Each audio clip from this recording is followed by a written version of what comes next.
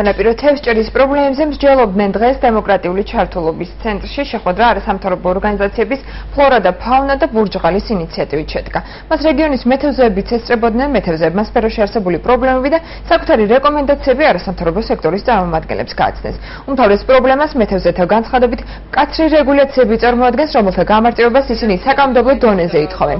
ინიციატივის თანახმად ისინი ზღვასა და მდინარეზე დასაშვები სათევზაო არეალის გაზრდას მოითხოვენ. პრობლემა თუმად ოჯახებსაც გაითვალისწინებს. ორი კაცი რაღაცა ამით ამას რეკომენდაციებს და ხვალ უფრო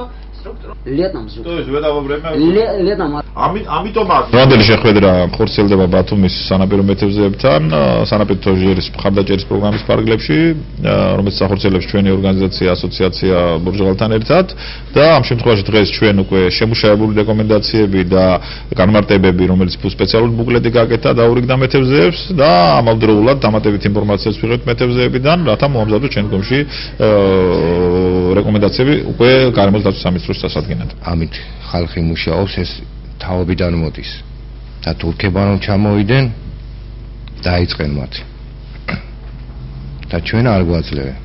ჩვენ ვითხოვთ 300 მეტროს იქეთ გვინდა 500 მეტრო მოგცეს ჩვენ უფლება რომ ვითევზაოთ.